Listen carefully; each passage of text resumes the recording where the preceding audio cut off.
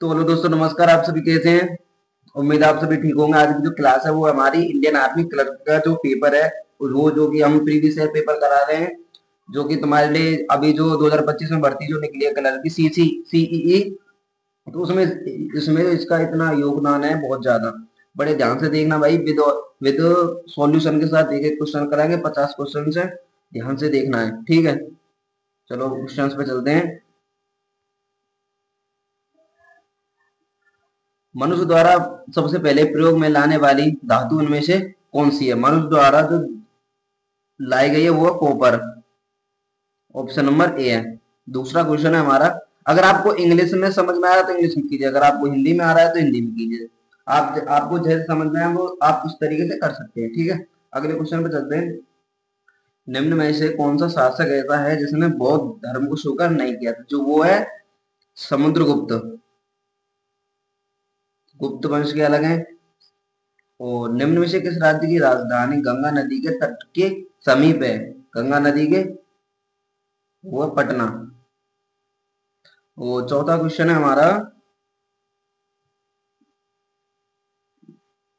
इनमें से कौन से राज्य की सीमा झारखंड से अलग है? पश्चिम बंगाल, उड़ीसा, छत्तीसगढ़ या एमपी की? मध्य प्रदेश में, जो वो है मध्य प्रदेश की, जो कि अलग है। अब आगे चलते हैं। निम्न में से भारत का शेयर बाजार कहाँ? निम्न में से भारत का शेयर बाजार कौन सा है? वो है मुंबई। आगे, किस व्यक्ति किस व्यक्ति द्वारा भुगतान किए जाने वाले कर को क्या बोला जाता है? वो है प्रत्यक्ष कर। ध्यान से देखना। भुगतान भुगतान किए जाने वाले कर को क्या कहते हैं? प्रत्यक्ष कर। आगे चलते हैं। राज्यसभा में निर्वाचित सदस्यों की अधिकतम संख्या कितनी होती है? राज्यसभा में जो निर्वाचित सदस्यों की संख्या वो है 500। अब आ गया। निम्न में ग्राम पंचायत की आय का स्रोत क्या है? वो है लेवी ड्यूटीज। Question number 9। टी निम्न में से किससे संबंधित है? जो टी है वो निम्न में से किससे संबंधित है? वो है हमारा गोल्फ। अब चलते हैं। हर साल नोबेल पुरस्कार का आयोजन कहाँ होता है?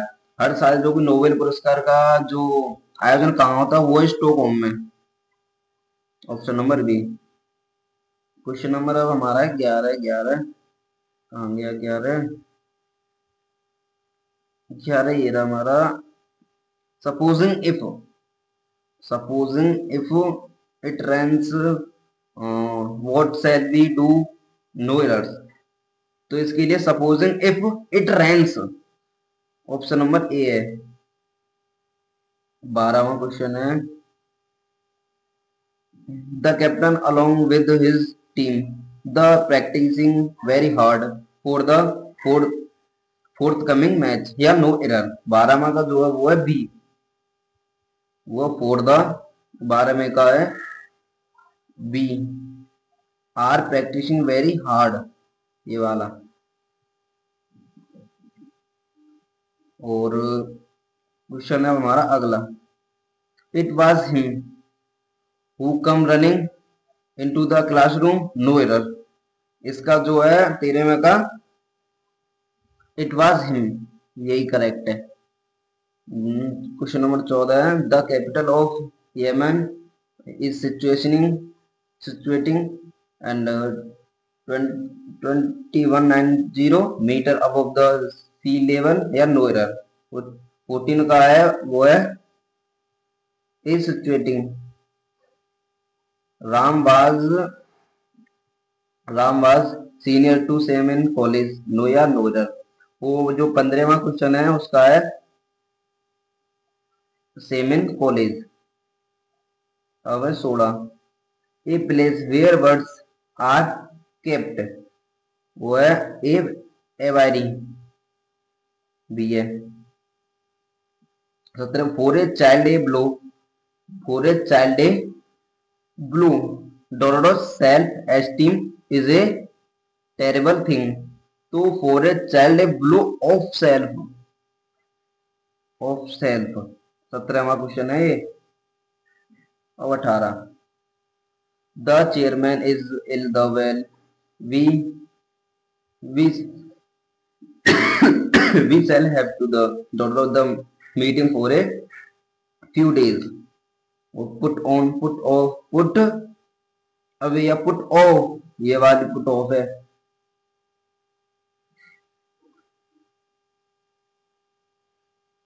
Option number D. अब आगे 19, he is very good, he is very good doctor making stories, making बनाने वाले at, he is very good at making story, at making story. The principal called doctor an explanation from the clerk, from the clerk, वह called for an, called for an, जो कि अब option number C. अब है 21, it is our duty to get at the truth, option number D. A remedy for the diseases, वो पेनासी, ठीक है, ए ना, बी करेक्ट है इसका।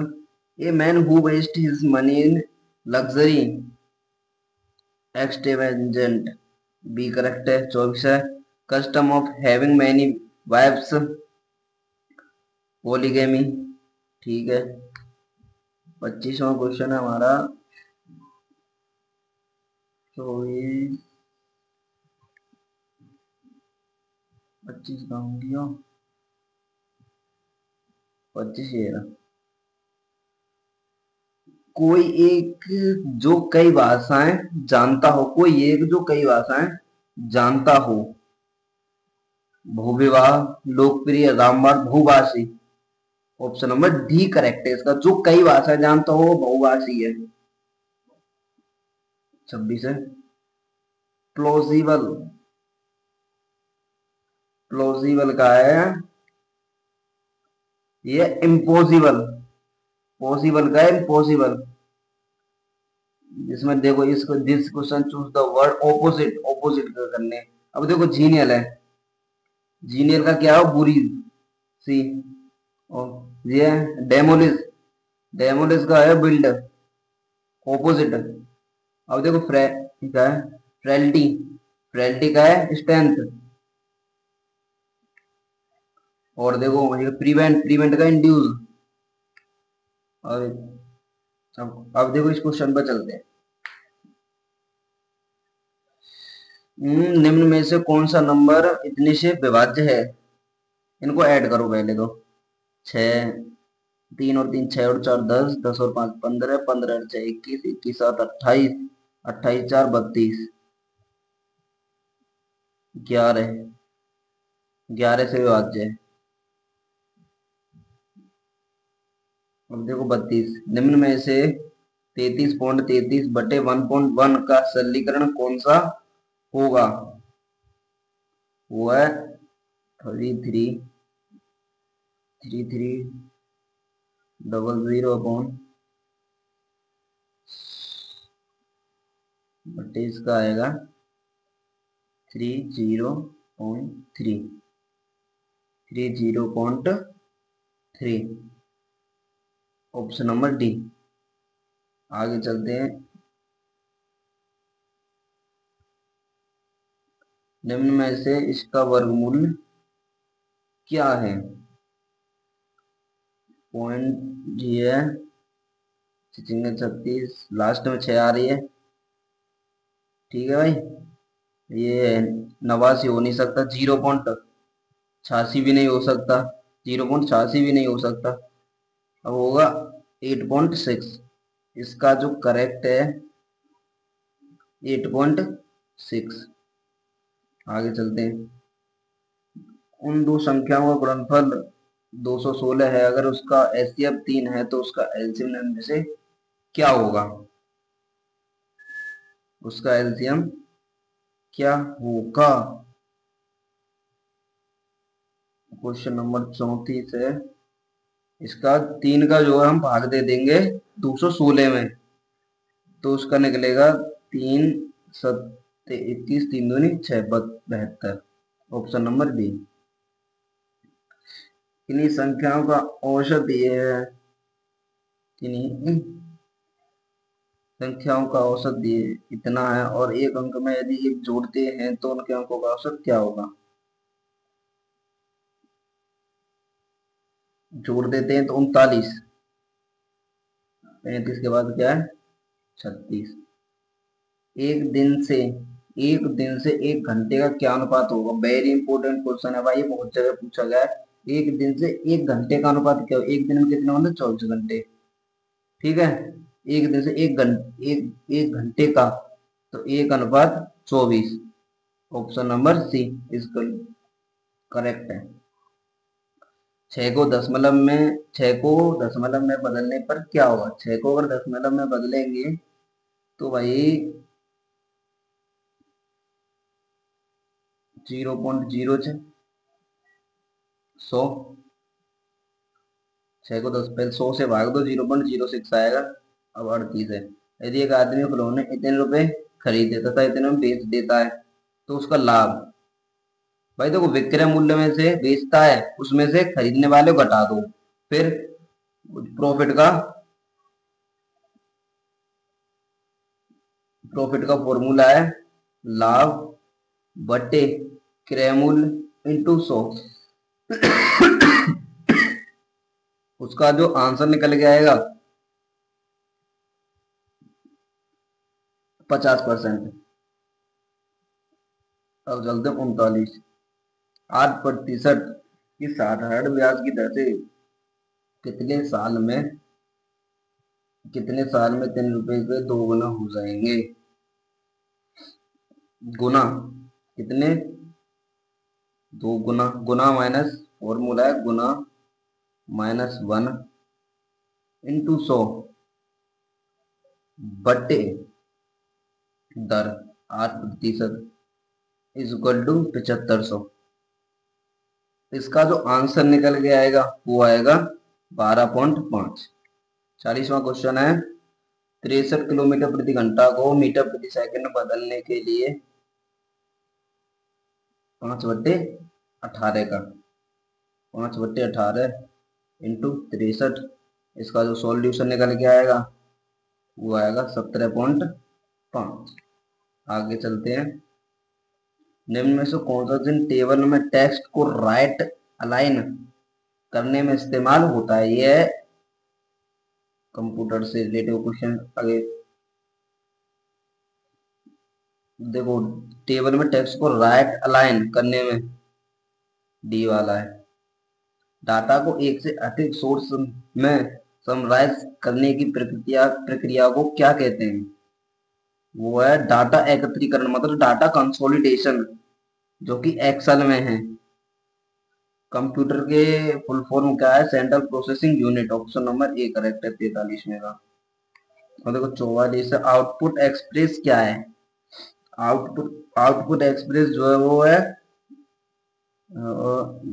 ईमेल क्लाइंट भी है, एंड स्केलर भी है, एड्रेस बुक भी है।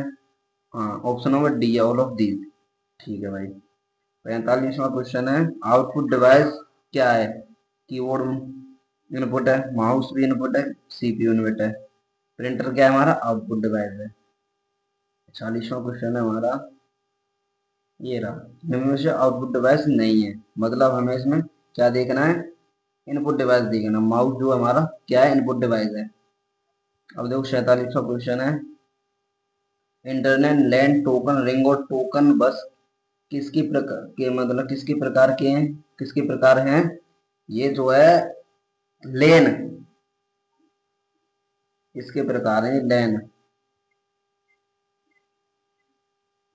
लीगल अकाउंट नंबर ऐसी कुछ इसकी फुल फॉर्म है। निम्न में से कौन सा कंपोरिजन ऑपरेटर है, कंपोरिजन ऑपरेटर है वो है हमारा 48वां क्वेश्चन का है भाई। इज इक्वल टू भी देखते हैं निम्न में कौन सा कंपोरिजन ऑपरेटर है। 48वां क्वेश्चन है ये है इज इक्वल टू ये नहीं हो सकता, स्लैश भी नहीं हो सकता, मल्टी, नॉन ऑफ दिस है भाई, इसमें से कोई नहीं है। और 49 वो है, पिक्चर्स को डाटा में सम्मिलित करने के लिए डाटा टाइप क्या होना चाहिए? भाई ये तो तुम्हें पता होना चाहिए, ओएलई। ऑप्शन नंबर ए, कौन सी टेबल में पाइवोट पाइवोट टेबल कमांड मिलती है? भाई ये भी तुम्हें पता होनी चाहिए, काय मिले, डाटा टाइप में मिले। एक्सेल में पीरियड पाइवट टेबल जो मिलती है उसमें। भाई देखो एक्सेल तुम्हें अच्छा बढ़िया तरीका से होना चाहिए, टैब्स के मतलब तुम ज्यादातर जो कंपटीशन लेवल जो भी है, आर्मी, अग्निवीर या अदर जो मतलब कंपटीशन लेवल के जो पूछे जाते हैं, वो एक्सेल में ज्यादातर डाटा टैब, क्योंकि डाटा टैब इंपोर्टेंट होता है, डाटा टैब के बारे में ज्यादातर पूछते हैं। तो भाई उसे अपना क्लियर कर लेना, ये आर्मी, इंडियन आर्मी क्लर्क का पेपर है, और 50 क्वेश्चन है भाई, जितने ऐसे हैं उतने करना। एंड गलत देखो, 200 नंबर के क्वेश्चन है ये, एक क्वेश्चन 4 नंबर का है भाई, तुमने ये क्लियर कर दिया ना भाई, तो मतलब ऑफिस जॉब मिलेगी तुम्हें, बढ़िया वाली जॉब मिलेगी, कहते हैं बढ़िया। तो भाई से कर लेना। देखो ये मैंने पेपर इसलिए डाला है क्योंकि इसके कोडिंग ही आता है पेपर, उसी हिसाब से तुम्हें याद करना है, समझना है पेपर। अब देखो तुम्हें कुछ पता नहीं कैसे करना है, क्या नहीं करना है, क्या याद करे। अगर एक दो पेपर तुमने देख लिया ना कैसा आता है कैसा नहीं आता, उसके अकॉर्डिंग आप ये समझ जाओगे पेपर यहाँ से आ रहा है या यहाँ से नहीं आ रहा है। तो अपने भाई आज से वीडियो देख रहे हो तो आज से ही भाई अपनी पढ़ाई पे ध्यान दो थोड़ा। दो तीन, अगर तुम 2 महीने कतई ऐसा कर लोगे ना, 2 महीने लग लोगे ना अपनी पढ़ाई में, 2 महीना में ऐस तैस मार दोगे भाई, तुम पेपर की फाड़ दोगे पेपर है। तो भाई ज्यादा कुछ कहना ना चाह रहा हूँ मैं, पेपर करियो बढ़िया, आगे बढ़ो। ठीक है, रोम रोम भाई।